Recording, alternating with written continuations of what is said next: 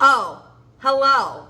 I'm a little nervous for this one, but I'm here to say, first of all, I'm back. Hello, welcome. I haven't uploaded to YouTube in I don't even know it. I think it's been over 2 years. It feels weird. I haven't done this in a long time, but here we go. I was 360 pound YouTuber and Instagram model. I lost almost 200 pounds, 195 pounds in a little bit over a year. I lost a bunch of followers, a bunch of brand deals. I did get on the Truly show to glorify my weight loss. And then I got pregnant and I gained it all back and I disappeared. So here's what happened. The real story of what happened. The real story of how I lost my weight. And the real story of where I've been. I've been gone from social media for a long time. I recently started posting to Instagram again, and I recently created a TikTok, and I've been doing a lot of TikTok videos. I've been wanting to do YouTube again, but I just don't know. Is anyone out there? Is anyone here? Is anyone watching? Will anyone see this? I have no idea. Is YouTube dead? What's happening here? I hope it's not dead, because honestly I love YouTube. Doing YouTube videos is my passion. I love to be able to talk, not have to cram it all into a short 60-second reel. Is anyone here? Either way, here's my story, the real story. I've been fat my whole life. I've always been overweight. I've always been made fun of for it. And I was always around 230 pounds. However, when I turned 18 years old, I got into heroin, and it led me into a downward spiral where I became homeless and ultimately got on methadone. As I was coming out of homelessness, I also got off methadone. I was at 360 pounds. Methadone does make you gain weight, but also people might say, well, if you're homeless, how'd you gain that weight? Well, like I said, methadone makes you gain weight. But also, it's like when I was on methadone, all I wanted was ice cream, which you could get at Walmart for $2 a gallon back then. I would eat the whole gallon every day. I would go to fast food places. It was just, I've always ate a lot and I've always loved my food. But when I was on methadone, I think I developed a severe addiction to food. I would panhandle all day. I would get birthday cake Oreos, eat the whole box, the whole gallon of ice cream, eat the whole thing. One of those frozen cakes, eat the whole thing. I got really bad with food addiction and binge eating. When I wasn't homeless anymore and I started working, I have videos on it. I don't have to explain it all to you guys. I just had a really bad food addiction and binge eating problem. I was feeling really alone in life. Really, really alone. And I was really depressed. Honestly, I was pretty suicidal. I hated my body. I've tried all the ways I could think of to diet and to try to change it, and nothing was working because I just couldn't do it. I would always mess up. I always just needed to eat and stuff my face. And I was just so empty and alone. I would try dating, and it was every guy I was dating had some kind of weird fat fetish where they pretended oh my God, I love you, I want you to be my girlfriend, and stupid pathetic me would be all happy oh my God, I'm gonna have a boyfriend finally. And then come to find out they would just be hiding me because they were ashamed to be dating the fat girl. It happened every time. I was single from 21 to 30. And every single guy I met in those 9 years did that to me. Every single guy. Every single guy pretended to like me to later tell me, or not tell me, but I can tell that they're ashamed of me and they're ashamed to like me because of my weight. Honestly, a lot of them were gym rats too. It was really weird. Let me back up a little. So when I got on heroin, my parents and my family brought me across the country to Idaho and stuck me in a rehab there and just kind of left me there. And I was left there to be homeless for a couple years on my own before I found my way back down to Arizona. And those couple of years, now my family and I are good, we're cool, I get it. They felt like they were out of options, so they just had to cut me off totally and say, you're on your own. They didn't help me at all. I was completely cut off. I had a suitcase full of clothes in a state where I knew no one. And I went through a lot of traumatic stuff there. From sexual assault and rape to extreme physical abuse. It was a lot. It was a lot. But the hardest part of it all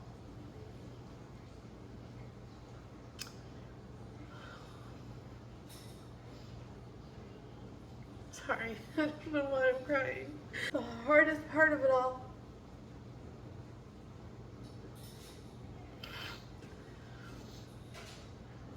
was leaving those abusive relationships, because that meant being on the street in a state where I knew no one. The abusive relationships I was in, I stayed in out of desperation because I was so isolated out there. And I was so like afraid to be alone. For an 18, 19, 20-year-old in a state 1,500 miles away from home, you know no one, you're just going to cling on to whoever you can. So when I finally left those relationships, for the last like year or so, 6 months, I don't know how long I was there, it was just me. And honestly, that was harder because it was just me sleeping alone on the street, like scared.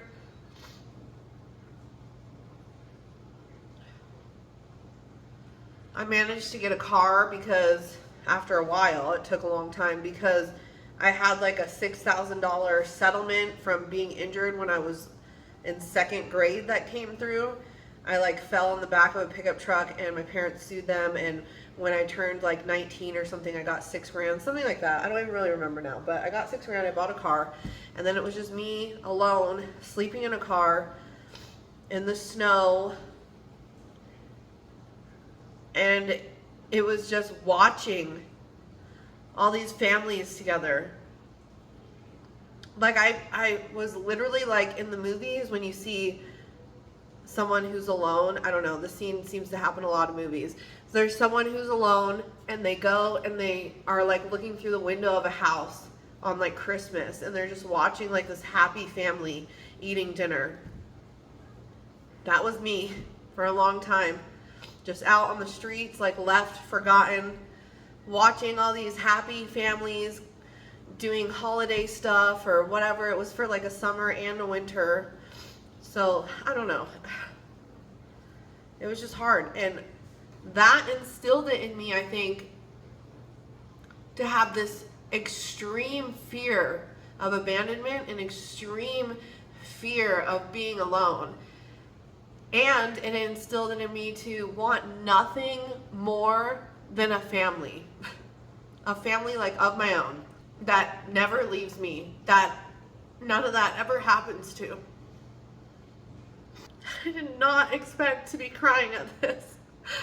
I don't even know if I'm going to post this now. Like I guess it just like still hurts, I guess. I don't know. I did not expect this.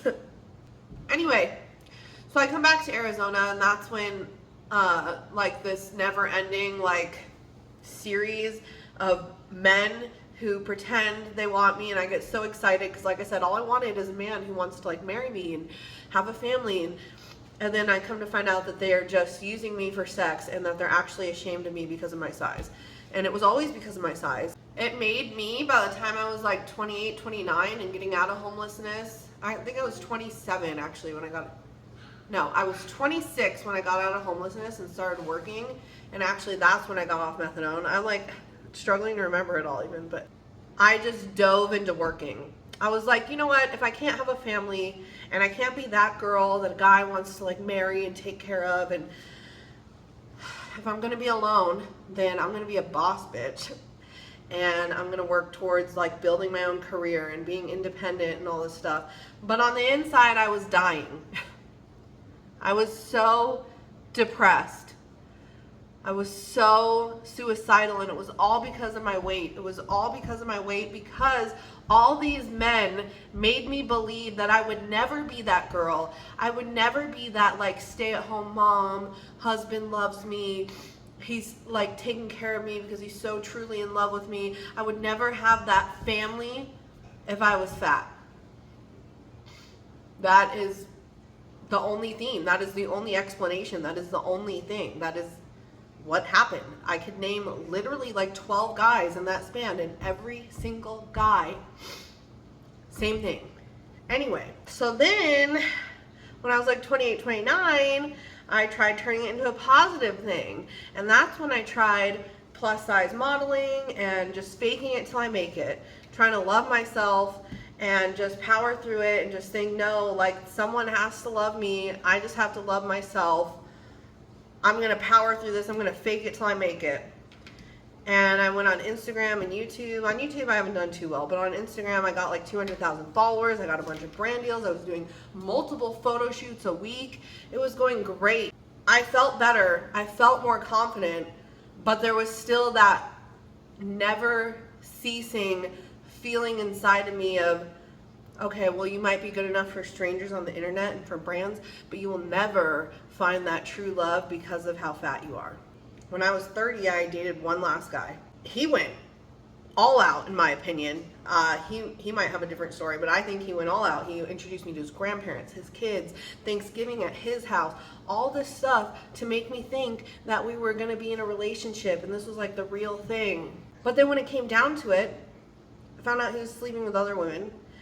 We were never gonna be in a relationship, and the girl he wanted to be with wasn't fat.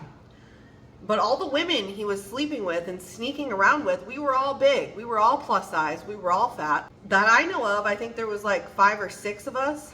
So the women he was sneaking around with were all fat while he was trying to get this thin girl to like marry him, basically. And that was the nail in the coffin. I think, looking back, that was like the final straw for me. Luckily, at the time that I broke up with him, I met my now partner, Mike, and that's part of why I broke up with him, was because I liked Mike so much more. He was so much more fun to hang out with. Like, it was like way more of a connection. However, me and Mike were friends before this, and I knew that he was into like skinny women, and because of my past, this haunted me. It haunted me. The knowledge that he liked skinny girls, but we were dating, and I was like 300 something pounds, and I've had nothing until him but men who were ashamed of me and refused to date me because of my weight and hid me. Now it all makes sense, but at the time I thought I was just being too extreme and too dramatic. But looking back, that makes perfect sense. Think about that for a second. That would wreak havoc on your mental health. Knowing the man you're with and the man you want to be with like skinny women, and your whole life you've been taunted by the fact that you're fat and terrified of being alone from your past and your trauma, and convinced that all men were ever going to do were going to hide you because they were ashamed of you. And now all of a sudden, it was like I had to scramble. I had to scramble because I did not want him to leave me because I wasn't one of those skinny girls. I started taking extreme measures to lose weight. Extreme measures. I started eating less than 400 calories a day along with intermittent fasting. Half the time, I didn't even eat all day, and my 400 calories were White Claws and like liquor, so I could fall asleep and just not eat. I felt horrible for how I treated Mike during that time. Not how I treated him, but I just ruined so much fun we could have had with my insecurities. I would never admit it before, but just to let you guys know how low I was, we would try to go out to eat, and I would see a skinny girl there. We'd have a skinny waitress, and I would start crying. We would have to leave because I was so scared. I was so terrified that he was going to see her and be like, wow, I could be with a skinny girl like I originally wanted. And instead I've settled for this fat chick. Or just in his head, just feel embarrassed of me like all the other men did. All these skinny, trendy waitresses are walking around, and I'm just here with the fat girl, and he's embarrassed, and I'm mortified. And I would just play this out in my head, and I would believe it so strong I would make us leave. I would cry. I would cry at the sight of a skinny girl. Literally cry. I ruined so many occasions that way. Like my birthday, he went all out for me. But I was just crying at the restaurant because there was a skinny girl somewhere in the restaurant that was like hip and trendy and like liked anime looking type, like e-girl type, something that I could never be. Like there was just so much that I ruined, and he had to put up with so much with me being so insecure and so ashamed of how I looked. And then even when I lost the weight, it didn't even matter. It didn't even fix anything. I had like body dysmorphia. I still thought I was huge. I was 165 pounds, still thinking I was like 360 and still crying over seeing skinny girls. When I was a skinny girl, the weight loss never helped. Never helped. Ever. I did not expect this to be so emotional. Oh my God, I don't even know if I should upload this. Like, around that time is when I came out about my weight loss on social media. I didn't know what was going on with me. I had literal doctors tell me, because I was very malnourished, so I'd go to the doctor and they would tell me, like, it doesn't matter how you lost the weight as long as you lost it. So I thought, okay, well, it's not an eating disorder then. I'm too fat to have had an eating disorder. I'm just losing weight. I was so malnourished. My hair was falling out. It was dead. It was breaking off. I had to chop it all off. I broke a rib just by Mike hugging me. Like, I was very malnourished. Started getting lip injections, Botox, which honestly I would still do. And I'm better now, but I like them, okay? So one thing I would still do. Then Mike ended up proposing to me. This was in, what was it, December of 2021. December 2021, he proposed to me. And after that, we got pregnant. And with that pregnancy, I was 165. The day I gave birth, I was 301 pounds. So I gained like 135 pounds. And my doctor severely fat shamed me, which I might make a video about later. And I just felt so ashamed and so disgusted. And this was the point, like, as soon as I got pregnant, that I hid from social media. Completely hid from social media, because I would get comments of like, you're just going to gain the weight back and all this stuff, and you look unhealthy, you look better when you're big, all this stuff. And now here I was proving them right, doing exactly that, gaining all my weight back. I was so ashamed and so embarrassed, and I struggled so much because now, like, I'm with Mike and I'm fat, and he likes skinny girls at the beginning. So like, what is, like, it was a mess. My mind was a mess. I was so ashamed. I hid my entire pregnancy. We never went out once. We never did anything once. My sister threw me a baby shower. I did my makeup that one time. That was it. That was our only outing the whole entire time I was pregnant. It was so scary. It was so terrifying. Becoming a mom for the first time, but then also gaining all this weight. My body's going through all these changes. I'm scared. Is Mike gonna freak out? What if he leaves? What if he decides this is too much because I'm crazy pregnant? I'm fat again. Like, am I gonna be alone? Am I gonna have to raise this baby alone? Like, what am I going through? What is happening to me? It was terrifying. And then she was born.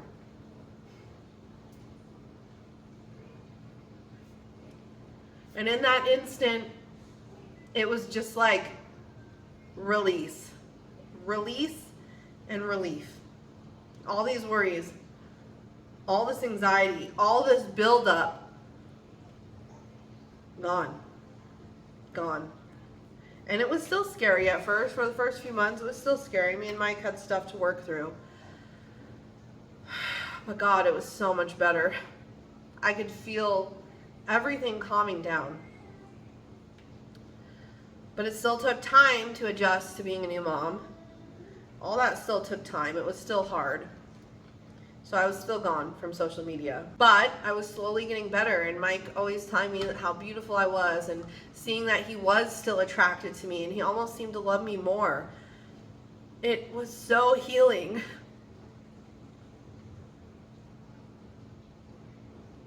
But I think what really helped was when Penelope was like 9 or 10 months old, maybe even 8 months old. I don't know, whatever. He told me that he wanted to have a second baby. Like, he really wanted us to be a big family and to grow as a family, and like that he loved me that much. So I got pregnant right away, and now I'm pregnant again with number 2. First baby is a year and a month old right now. And I just think when he told me that, after seeing that he was still attracted to me, and you know, we talked about it. I said, if I get pregnant again, because I was 280 when we were discussing this, I was like, I might go up to like 400 pounds. And he was totally like, I love you. Like, I love you. That doesn't matter. And I finally just started to believe him, I think. Like, I finally just started to let go and just believe him and just think, you know what? He might have liked skinny girls before, but now he likes me. Now he likes me. And I have what I always wanted now. I have a family. I have a man who loves me. I'm a stay-at-home mom. He loves me enough that I can be like a stay-at-home mom while he works 2 jobs. Like I want. Like skinny doesn't matter anymore. What is skinny now? What is skinny now? And even looking at it from his perspective, what is me being skinny when we have 2 children together and we're starting a family together and we probably want more depending on how hard this next one is. This whole journey has been so healing, and not only in just that, but I find my relationship with food now so much better. And I couldn't tell you why, other than to say it truly is psychological, because I've been happier than I've ever been. I felt more whole than I've ever been, and I no longer feel the need to binge eat. I no longer feel the need to starve myself either. I just eat when I want and I stop when I'm full. And it is so freeing. It is so nice to feel normal. Like, hey, I'll have some pizza. Oh, I'm full, so I'll stop eating now. Who would have thought I would ever be like that? Oh, I'll have a sandwich and some chips and whatever. Oh, I'm extra hungry today. That's fine. I'm not as hungry today. Weird. I'm not as hungry. That's so weird. Who would have ever thought it would be like that? But it's truly been so healing. And the whole time I lied to myself when I lost weight, and I lied to you guys, and I said I healed my relationship with food. I didn't. I made it worse. But now something inside of me has changed. Like I said, I've healed on the inside. And that has healed my relationship with food. And that hasn't resulted in weight loss, and that's okay. And what makes it obvious is this pregnancy. I started this pregnancy at 283.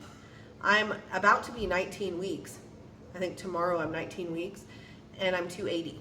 I actually at first lost. I went down to 269, and now I've been like slowly regaining it. Because my body is like not starving this time. I'm not malnourished this time.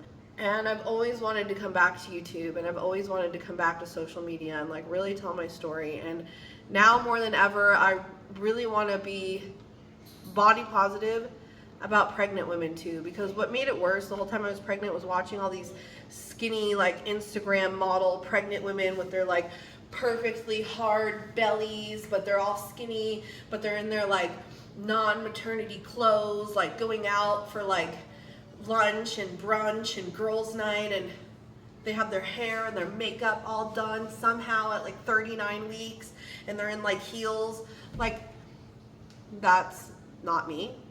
I've stopped wearing makeup and I haven't got my hair done in over a year, which is why it looked like this.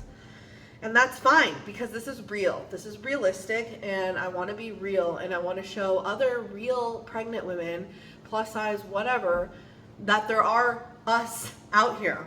If that makes sense. We do exist. You can still be a real pregnant woman who doesn't do your makeup and wears baggy t-shirts and like whatever, and is overweight and has a squishy but big belly, maybe an apron belly like I do. And you're still beautiful, and your body's still doing an amazing thing, because my body, in the end, I betrayed my body so much, and it still gave me healing. It still gave me the most beautiful little girl, the most perfect little girl I ever could have imagined, the most perfect husband, and the most perfect next little girl.